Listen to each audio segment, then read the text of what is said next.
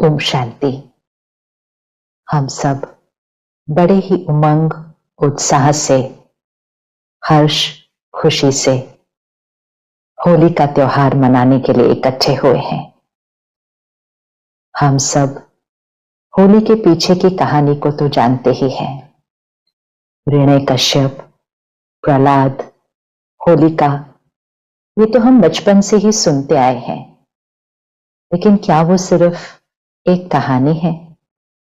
हर कहानी के पीछे एक सीख होती है, एक शिक्षा होती है, और उस सीख और शिक्षा के आधार से ही वो त्योहार बन जाता है। क्या वो त्योहार बस इतना सा हो सकता है कि अपनी पुरानी चीजों को जला देना, एक दूसरे पर रंग लगाना, मिठाई खाना, मिलन मनाना, क्या बस ये त्योहार हो सकता है? इस त्योहार से हमारे जीवन में क्या उमंग आएगा, क्या उत्साह आएगा कि हम सिर्फ अपने घर में पड़ी हुई पुरानी चीजों को जला दें, एक दूसरे पर रंग लगा दें। आजकल तो बहुतों को रंग लगाना पसंद भी नहीं है, बहुतों को अच्छा भी नहीं लगता जब दूसरे उन पर जबरदस्ती रंग लगाने की कोशिश करते हैं। और उमंग उत्साह बढ़ने की जगह कई लोग तो डर के छिप कर घर में बैठ जाते हैं ताकि कोई उन पर रंग ना लगाए। वो उनकी अपनी चॉइस है। तो फिर ये हमें अपने आप से पूछना है, तो ये त्योहार हमें क्या सिखाने आया है? क्योंकि हर त्योहार सिर्फ एक दिन का त्योहार नहीं होता है। हर त्योहार, हर कहानी एक शिक्षा है। ऐसी शिक्षा जो सिर्फ हमें एक दिन के लिए उमंग उत्साह में नहीं लाएगी, लेकिन जो हमें सदा उत्साह में जीना सिखाएगी। उत्साह अर्थात एक्साइटमेंट नहीं होता। उत्साह अर्थात एक ऐसी स्थिति, मन की एक ऐसी स्थिति जो बहुत श्रेष्ठ है, बहुत ऊंची है, जिसको हम कहें हाई वाइब्रेशनल स्टेज। तो उत्साह वो स्थिति है, और ये ऐसी स्थिति है जिसमें अगर हम हर पल, हर रोज जिएंगे तो जीवन ही बदल जाएगा। तो हर त्योहार, होली का त्योहार हमारे जीवन को उत्साह से भरने के लिए लाया है। तो आज हम सब कुछ छोटी छोटी बातें जो हम सबको पता है, लेकिन कभी कभी जीवन जीते जीते आसपास की बातों का प्रभाव पड़ने के कारण हमें जो पता है उस पर हम जीवन में चलते नहीं हैं।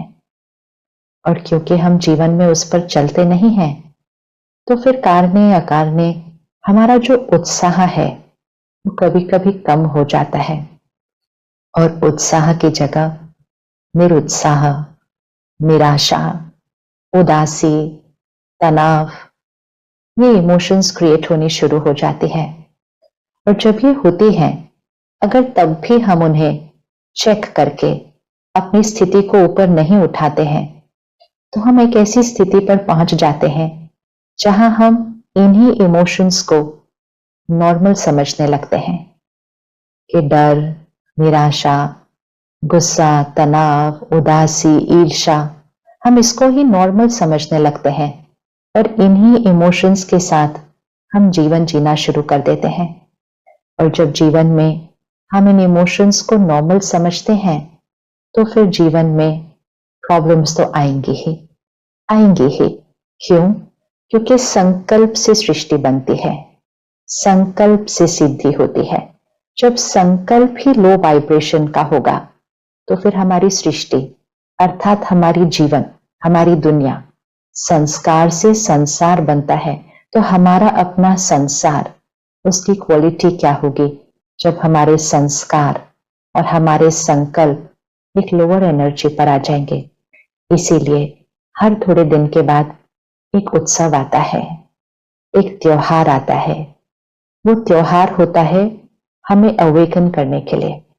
जैसे हम एक अलार्म क्लॉक लगाते हैं ना, तो वो अलार्म क्लॉक से क्या होता है, हम सोए हुए होते हैं, हम जाग जाते हैं। तो ये कोई रात्रि को सोने वाली बात नहीं है, लेकिन अज्ञान नींद में सो जाते हैं। सोचो, शांति, पवित्रता, शक्ति, खुशी, सम्मान, स्वमान, सेल्फ रिस्पेक्ट, क्षमा करना, दुआएं देना, ये हमारा निजी संस्कार है, ये हमारी ओरिजिनल नेचर है। लेकिन हम कितना अज्ञान की नींद में सो गए हैं जो हम समझते हैं कि वो सारे जो ऑपोजिट इमोशंस है, अहंकार, काम, क्रोध, लोभ, ईर्ष्या, द्वेष, आलस्य, चिंता, दर्द, डर, दुख, ये कोई हमारी नेचर है? ये कोई हमारा संस्कार है? क्या ये हमारी भावनाएं हो सकती हैं? लेकिन कितनी अज्ञान की नींद है जो हमने इनको नॉर्मल मान लिया और खुशी, प्यार, सम्मान, इसको हम ढूंढ रहे हैं, इसको हम मांग रहे हैं। तो नेगेटिव इमोशंस को अपना मान लिया और जो हमारी ओरिजिनल डिवाइन संस्कार है उसको हम बाहर ढूंढ रहे हैं। इसीलिए त्योहार वो अलार्म क्लॉक की तरह होता है जो बजता है। लेकिन जब अलार्म क्लॉक बजता है ना, तो भी हमारे पास कुछ ऑप्शंस होते हैं। एक होता है कि अलार्म क्लॉक बजा, हमें आवाज तो आएगी ही उसकी, आवाज आई, क्लॉक बजा, आवाज आई, थोड़ी देर बजा और उसके बाद हम बंद करके सो गए। अर्थात त्योहार आया, है ना, त्योहार आया, आवाज हुई, चारों तरफ आवाज हुई, हमारे घर में आवाज हुई, अर्थात कुछ परिवर्तन आया। लेकिन वो 1-2 दिन के बाद वो आवाज पूरी हो गई, अर्थात वो जो हमें जगाने आया था वो आवाज खत्म हो गई और हम फिर अज्ञान की नींद में सो गए। तो क्या हम अलार्म क्लॉक को उस तरह से यूज करेंगे कि बस हम दबाएंगे बटन और वापस सो जाएंगे? नहीं। और दूसरा होता है कि अलार्म क्लॉक बजती है और हम जाग जाते हैं। कितना सुंदर पर्पस है कि वो हमें जगाने के लिए आती है और हम जाग जाते हैं। अर्थात त्योहार आता है, हमें शिक्षा देता है, हमें सीख देता है, हमें जीवन परिवर्तन करने का तरीका दिलाता है और उत्साह की स्थिति बनाता है। और फिर फेस्टिवल तो पूरा हो जाएगा, अर्थात अलार्म क्लॉक तो बंद होनी ही है, लेकिन हम जगे हुए रहते हैं। वी आर अवेक, हम सोते नहीं हैं उसके बाद। अर्थात जो उत्साह, जो उमंग, जो खुशी, जो संस्कार मिलन हम एक दूसरे के साथ पुरानी बातों को भूलकर जो हम क्रिएट करते हैं उस त्योहार के दिन, फिर हम उसी स्थिति में रहते हैं, अर्थात हम जग गए। और तीसरा ऑप्शन होता है, अब हमें अलार्म क्लॉक की जरूरत ही नहीं है, हम खुद ही जग चुके हैं। होता है ना ऐसा, एक बार आदत पड़ जाए उस समय पर जगने की तो थोड़े दिन के बाद अलार्म की जरूरत नहीं होती है, अर्थात त्योहार का इंतजार करने की जरूरत नहीं होती है। हर रोज, हर क्षण परिवर्तन होता जाए, उमंग उत्साह की स्थिति और श्रेष्ठ और ऊपर उठती जाए, पुरानी बातों को खत्म करना निजी संस्कार बन जाए, किसी बात से नाराज ही ना हो तो क्षमा करना ही ना पड़े, अर्थात अलार्म क्लॉक की इंतजार नहीं, त्योहार का इंतजार नहीं, परिवर्तन हमारे जीवन का लक्ष्य बन जाए, श्रेष्ठ स्थिति, डिविनिटी हमारी लाइफ का पर्पस बन जाए। तो अपने आप से पूछिएगा कौन से वाले ऑप्शन को चूज करना है? अलार्म बजा और फिर सो गए, अलार्म बजा और फिर जग गए, या अलार्म की जरूरत ही नहीं है, जगे ही रहेंगे।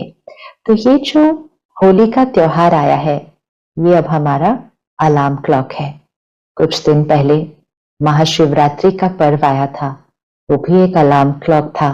कितनी प्रतिज्ञाएं की उस दिन, व्रत किया, जागरण किया, लेकिन परिवर्तन, परिवर्तन क्या सिर्फ उस एक ही दिन का था? नहीं, हम फिर से अपनी पुरानी आदतों में सो गए, हम फिर से वही पुराने व्यवहार, पुराना जीवन जीने का तरीका। इसीलिए कुछ दिन के बाद अगला त्योहार आया है, लेकिन इस बार हम पक्का कर लेते हैं कि बस अब ऐसे जीवन नहीं जीना है कि बार बार अलार्म बजे और फिर हम सो जाएं। इस बार हम जग जाएंगे, हम जग जाएंगे, हम इसके बाद अज्ञान की नींद में नहीं सोएंगे, हम जग जाएंगे एंड मोस्ट इंपॉर्टेंट हम जगे रहेंगे। हम जगे रहेंगे ताकि हमारा हर दिन उत्साह से भरा हुआ दिन हो। उत्साह अर्थात श्रेष्ठ वाइब्रेशन। परमात्मा सिखाते हैं कि उत्साह एक चुंबक की तरह है। जीवन में कोई भी परिस्थिति आ जाए, कैसे भी विघ्न आ जाए, लेकिन उत्साह एक ऐसा चुंबक है जो धन को भी आपकी तरफ खींच कर ला सकता है, जो आपके आसपास के लोगों को आपका सहयोगी बना सकता है। दूसरों का संस्कार हमारे पर नहीं प्रभाव डालेगा, हमारा प्रभाव औरों पर डालेगा। उत्साह एक ऐसा चुंबक है जो सफलता को भी आपके पास खींच कर ले आता है। इसीलिए जीवन में सब कुछ खत्म हो जाए, लेकिन एक चीज कभी खत्म नहीं होनी चाहिए, कम भी नहीं होनी चाहिए, और वो है हमारा उत्साह, वो हमारी श्रेष्ठ स्थिति। तो होली का उत्सव हमें वही उत्साह दिलाने आई है, हमारे अंदर का उत्साह जगाने आई है। एंड मोस्ट इंपॉर्टेंट, आज से सदा उस उत्साह की स्थिति में रहेंगे, ये हम पक्का आज करेंगे ही। तो होलिका की कहानी क्या है वो तो हम सब जानते हैं। अब हिरण्य कश्यप किस चीज का प्रतीक है? हिरण्य कशिपु, कशिपु अर्थात एक सॉफ्ट कुशन, और ऋणय अर्थात गोल्ड, सोना। तो ऋणय कशिपु अर्थात जो सोने से लदा हुआ है। इसका अर्थ क्या है? ये हमारा कौन सा संस्कार हमें याद दिलाता है? और दूसरा, ऋणय कश्यप को वरदान मिल गया था, उसने बहुत तपस्या की, बहुत तपस्या की और वरदान पा लिया कि उसे कोई मार नहीं सकेगा, वो अमर हो गया है, ये उसको वरदान मिल गया था। अब एक है सोने से लदा हुआ और एक है अमर रहने का वरदान। ये हमारे कौन से संस्कारों का प्रतीक है? ये हमारे वो संस्कारों का प्रतीक है जो हमें लगता है कि सोना अर्थात धन दौलत, इन इंद्रियों से मिलने वाला सुख आराम, इसी से हमने अपने जीवन को इन्वेलप कर लिया है, इसी से हमने अपने जीवन को भर लिया है कि यही चीजें ही सबसे इंपॉर्टेंट हैं, यही चीजें सबसे इंपॉर्टेंट है। और दूसरी चीज जो बहुत इंपॉर्टेंट है, पावर। पावर, तो ऋणय कश्यप को पावर मिल चुकी थी, हाईएस्ट पावर का प्रतीक है वो, कभी मर नहीं सकेगा, अमर रहेगा। हमारे पास भी, सबके पास पावर्स हैं, अपने रोल की पावर, अपने रिश्ते की पावर, अपनी पोजीशन की पावर, अपनी संपत्ति की पावर, ये सब चीजें, ये वो संस्कार है जो ऋणय कश्यप का जो प्रतीक है, वो संस्कार हमारे अंदर है। इसको अब चेक कर लें अपने आप को, क्या हम भी ऐसा समझते हैं कि ये पावर ही हमारी प्रोटेक्शन है? कौन सी पावर? रोल, पोजीशन, रिश्ता, पोजेशन, संपत्ति, क्या ये पावर ही हमारी प्रोटेक्शन है? और दूसरा, क्या हम ये समझते हैं कि धन दौलत, संपत्ति और दुनिया से मिलने वाली हर चीज, इंद्रियों से मिलने वाली हर चीज ही हमें खुशी और सुख देती है? तो ये हमारे अंदर का ऋणय कश्यप है। और दूसरा है प्रहलाद। प्रहलाद अर्थात प्रभु की औलाद। चाहे हम इन सभी चीजों से घिरे हुए हैं, लेकिन फिर भी हम सबको पता है हमारे अंदर एक बहुत प्यारा सा संस्कार है कि हम परमात्मा के बच्चे हैं। वो हमारा माता पिता सखा बंधु सब कुछ है, हम उसके हैं। हम रोज उसको कहते हैं, मेरा सब कुछ तेरा है, हम उसकी औलाद हैं। हम ये भी कहते हैं कि तू प्यार का सागर है, हम तेरी संतान हैं। ये संस्कार हम सबके अंदर है, क्योंकि हम सब हैं ही प्रभु की औलाद।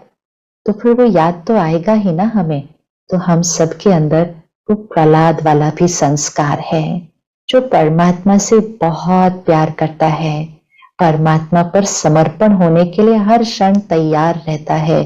वो भी हमारे अंदर संस्कार है। अब चेक करें, दोनों संस्कार है ना हमारे अंदर। और होलिका, होलिका ने क्या किया? होलिका ने समझा कि अग्नि उसको कुछ नहीं कर सकती, और होलिका ने ये करने की कोशिश की कि वो निमित्त बन गई प्रहलाद को खत्म करने के लिए। तो होलिका अर्थात हमारा कौन सा संस्कार है जो हमें लगता है कि हम दूसरों की निंदा करते हैं, दूसरों के बारे में जब हम गलत सोचते हैं, दूसरों के साथ कभी कभी हम गलत व्यवहार भी कर देते हैं, हमें लगता है कि हम उनका नुकसान कर रहे हैं, हम उनको सीख दे रहे हैं, हम उनको बदल रहे हैं, हम उनको पीछे कर रहे हैं। कभी कभी होता है ना, कुछ बातें हम ऐसी करते हैं जिससे हम दूसरों को पीछे करने की कोशिश करते हैं, अपने आप को आगे लाने के लिए दूसरे को नीचा गिराने की कोशिश करते हैं। अवेयरनेस नहीं होती वैसे हमें लगता नहीं है कि हम दूसरे को नीचा गिरा रहे हैं, लेकिन इंटेंशन तो वही है। जब हम किसी कोई निंदा भी करते, बुरा भी कहते, तो हम उसको नीचे ही गिरा रहे हैं, लेकिन हमें लगता है कि हम उनको नीचे गिरा देंगे इस तरह से, हमें लगता है कि क्या हम उनको पीछे कर देंगे इस तरह से। तो होलिका हमें सिखाती है, कोशिश की थी दूसरे को खत्म करने की, दूसरे को गिराने की, दूसरे को पीछे करने की, लेकिन खुद का ही नुकसान हो गया, खुद का ही नुकसान हो गया। तो ये हमारे अंदर के 3 संस्कार हैं, हिरण्यकश्यप, प्रहलाद, होलिका। ये संस्कार हम सबके पास हैं, लेकिन ये कहानी हमें क्या सिखाती है कि चाहे कुछ भी हो जाए, अपने अंदर के प्रहलाद को जगा के रखो, अपने अंदर के प्रहलाद को जगा के रखो, अर्थात प्रभु की संतान। ये हर क्षण पक्का रहे, हर क्षण पक्का रहे, दुनिया की किसी बात का डर नहीं। लोग क्या कहते हैं हमारे बारे में, लोग क्या कर रहे हैं, हमें लोगों की तरह चलना है, नहीं तो दुनिया हमें स्वीकार नहीं करेगी, उसके लिए हमें ये करना है, ये करना है, ये करना है। ये सारे जो हमारे संस्कार हैं, जिन्होंने हमने सोचा कि ये हमें खुशी देंगे, ये हमें शरीर का स्वास्थ्य देंगे, ये हमें प्यारे रिश्ते देंगे, हमें दिखाई दे रहा है कि वो हो नहीं रहा, वो हो नहीं रहा। तो होली वो त्योहार है जो हमें सिखाता है कि अपने अंदर की होलिका को खत्म करना है, अपने अंदर के हिरण्यकश्यप को भी खत्म करना है। इसका अर्थ ये नहीं है कि दुनिया की जो चीजें हैं, वस्तुएं हैं, जो आराम की चीजें हैं, उनको यूज नहीं करना है। इसका मतलब ये भी नहीं है कि रोल्स, पोजीशन, रिश्ते नहीं निभाने, सब कुछ करना है, सब कुछ करना है, लेकिन ये नहीं समझना कि उससे खुशी और सुख मिलेगा। प्रहलाद बनकर, अर्थात प्रभु की संतान, प्रभु की संतान अर्थात जिसके अंदर परमात्मा की तरह गुण हो, परमात्मा की तरह शक्तियां हो, क्योंकि हम उसके बच्चे हैं ना। तो हम जिसके बच्चे होते हैं, तो उनके संस्कार, उनकी विशेषताएं, उनके गुण हमारे अंदर होते हैं ना। सिर्फ हम कहें कि हम उनके बच्चे हैं, लेकिन हमारे संस्कार और गुण उनकी तरह न हो, तो दुनिया क्या कहेगी कि आप इनके बच्चे हैं। कहते हैं ना लोग, लौकिक में भी, अर्थात हमारे जो फिजिकल पेरेंट्स होते हैं, उनके संस्कार, उनके गुण हमारे पास आते हैं, उनकी मेहनत करने का संस्कार, उनकी सिंसियरिटी हमारे पास आती है। अगर हमारे संस्कार बिल्कुल विपरीत हो, तो लोग कहते हैं ना कि आप उनके बच्चे हैं, उनको देखो वो कैसे हैं और आप क्या कर रहे हो अपने जीवन में। इसी तरह प्रभु की औलाद, हम सब रोज कहते हैं तुम मात पिता हो, मैं तुम्हारा बच्चा हूं। तो बच्चा कैसे होना चाहिए, बच्चा कैसे होना चाहिए, मात पिता के समान होना चाहिए। परमात्मा पवित्रता का सागर है, सर्वशक्तिवान है, प्यार का सागर है, ज्ञान का सागर है, आनंद का सागर है, और मैं आत्मा प्रभु की औलाद हूं। तो मैं कैसी हूं, मैं पवित्र स्वरूप हूं, मैं प्रेम स्वरूप हूं, मैं ज्ञान स्वरूप हूं, मैं आनंद स्वरूप हूं, मैं सर्व शक्तियों से भरपूर आत्मा हूं, क्योंकि मैं उसकी औलाद हूं। तो होली का उत्सव अपने अंदर के हिरण्यकश्यप और होलिका को खत्म करना, और अपने अंदर के प्रहलाद को इमर्ज करना। है तो वो, लेकिन वो कभी कभी मर्ज हो जाता है और वो हृदय कश्यप और होलिका हमारे ऊपर ओवर पावर हो जाते हैं, अर्थात वो संस्कार हम यूज करने लगते हैं। तो आज का ये उत्सव, ये वो वाला अलार्म क्लॉक है कि होलिका और हृदय कश्यप सदा के लिए फिनिश्ड और प्रभु की औलाद बनकर हर कर्म करना है, हर रिश्ता निभाना है, लेकिन होली को याद करते हुए। तो होली इस शब्द को ही अगर हम देखें, होली, 3 अर्थ निकलते हैं इसके। एक तो होली के हम इंग्लिश में कहते हैं ना, होली, HOLY, प्योरिटी, पवित्रता।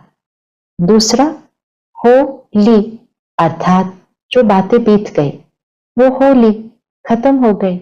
लेकिन कभी कभी तो पुरानी बातें कितनी हम पकड़ के रखते हैं, अपनी की हुई गलतियां उसको भी नहीं भूल पाते, खुद को क्षमा नहीं कर पाते, और दूसरों की बातें तो हमें लगता है कि हमें भूलनी ही नहीं होती है, क्योंकि जिस दिन वो बात हुई थी उसी दिन हमने कह दिया था ये बात तो मैं कभी नहीं भूलूंगी। जैसे ही हमने कहा ये बात तो मैं कभी नहीं भूलूंगी, मन ने उस बात को पकड़ लिया। और कभी कभी आसपास के लोग भी कहते हैं कैसे भूलोगे आप ये बात, तो वो बात हम पकड़ लेते हैं। हो ली अर्थात पास्ट इज पास्ट, बीत गई है वो बात, फुल स्टॉप है। उस बात को आज जलाना है, अर्थात सारी पुरानी बातें जो पकड़ कर रखी हुई हैं, आज उनको जलाने का दिन आ गया है। जलाना अर्थात संपूर्ण रीति, उसका अंश भी न रहे, उसका अंश भी न रहे हमारे अंदर, वो है जलाना। जब हम जलाते हैं तो परिवर्तन हो जाती है चीज, उसका ओरिजिनल स्वरूप रहता ही नहीं है। और ये करने के लिए हमें तीसरा होली का अर्थ, हो ली, मैं आत्मा परमात्मा की होली, सरेंडर, समर्पण, एक से सदा कनेक्शन, मन बुद्धि में सदा उसकी याद, उसकी सिखाई हुई बातें सदा याद। बातें तो सारा दिन आएंगी, बातें तो सारा दिन आएंगी, लेकिन जब बातें आती हैं तो कैसा सोचना है, कैसे बात करनी है, कैसा व्यवहार करना है, कौन सा कर्म करना है, कौन सा कर्म नहीं करना है, ये सब याद रहना चाहिए ना। तो उसके लिए परमात्मा की ज्ञान की बातें सदा मन बुद्धि में इमर्ज्ड रहे, कि जैसे ही बात आई मुझ आत्मा ने बस उसी तरह रिस्पॉन्ड किया जो मेरे उत्साह को बढ़ाकर रखेगा, जो मेरा श्रेष्ठ कर्म होगा, जो मुझे शांति, सुख और शक्ति देगा। शक्ति वो ऋण कश्यप वाली नहीं, वो शक्ति नहीं, वो तो बाह्य शक्ति है, रोल और पोजीशन की शक्ति है। शक्ति अर्थात आत्मा की शक्ति, आत्मा की शक्ति। आत्मा मालिक है, इन कर्म इंद्रियों की मालिक है, आत्मा मन बुद्धि संस्कार की मालिक है। लेकिन आज हम गुलाम की तरह जीते हैं। हम कहते क्या करें, मन सोचना बंद ही नहीं करता, क्या करें, डिसीजन ही नहीं लिया जा रहा है, क्या करें, ये तो मेरी आदत है, ये तो मेरा संस्कार है। अर्थात हम अपने ही संस्कारों के परवश होकर चलते हैं। हम अपनी शक्ति को यूज नहीं करते हैं कि जो थॉट हम क्रिएट करना चाहें बस वो ही थॉट्स क्रिएट करें, पुरानी बातों को 1 सेकंड में फुल स्टॉप लगा सके। और ये जो संस्कार जो हमें लग रहा है कि हमारे संस्कार हैं, वो हमारे संस्कार नहीं है, वो तो ऊपर से लगे हुए दाग है। अपने ओरिजिनल संस्कारों को, प्योर संस्कारों को फिर से इमर्ज करें। उसके लिए मैं आत्मा मालिक, ये शक्ति, ये आत्मा की शक्ति है। और जब मन बुद्धि संस्कार हमारे अनुसार चलेंगे तो फिर ये कर्म इंद्रियां, ऐसा नहीं हो सकता कि जो नहीं देखना चाहिए वो देख लिया, जो नहीं सुनना चाहिए वो सुन लिया, जो नहीं बोलना चाहिए वो कह दिया, जो नहीं खाना चाहिए वो खा लिया, और खाते खाते कह भी दिया वैसे तो मुझे ये खाना नहीं चाहिए, लेकिन क्या करूं? ये भाषा ये भाषा हमें अपने कर्म इंद्रियों का गुलाम बना देती है। होली अर्थात उस गुलामी को फिनिश करना। आज इस गुलामी को ही जला देते हैं। ये गुलामी जल गई तो बाकी सारे पुराने संस्कार, स्वभाव सब कुछ खत्म हो जाएगा। मैं आत्मा मालिक, ये शक्ति है, ये शक्ति है। तो ये तब होगा जब अगर मैं आत्मा सर्वशक्तिवान परमात्मा से कनेक्टेड रहूंगी। कनेक्टेड अर्थात मेडिटेशन, अर्थात तपस्या, अर्थात जलाना। तपस्या को जलाने के रूप में दिखाया जाता है। उसको कहा जाता है योग अग्नि। योग, तपस्या एक अग्नि है, एक ऐसी अग्नि जिसमें पुराने संस्कार, स्वभाव, सोच, व्यवहार, आदतें सब जलकर खत्म हो जाती हैं। तो योग वो अग्नि है, और जब ये पुरानी खत्म हो जाती है तो प्योर डिवाइन संस्कार इमर्ज हो जाते हैं। इसीलिए होली 4 प्रकार से मनाई जाती है। पहले है जलाना, दूसरा है रंग लगाना, तीसरा है मिलन मनाना, और चौथा है झांकियां सजाना। कितना प्यारे तरीके से हम अपने उत्सव को मनाते हैं। हर चीज हमें जीवन बदलने का तरीका सिखा रही है। तो सबसे पहली चीज होली का जलाना। जलाना तो हम जलाने में क्या करते हैं? हम पुरानी चीजें सारी जो पड़ी होती हैं, पुराना फर्नीचर, पुरानी चीजें जो अभी कोई काम की नहीं है, हमारे कोई काम की नहीं है, हमें रखनी भी नहीं चाहिए।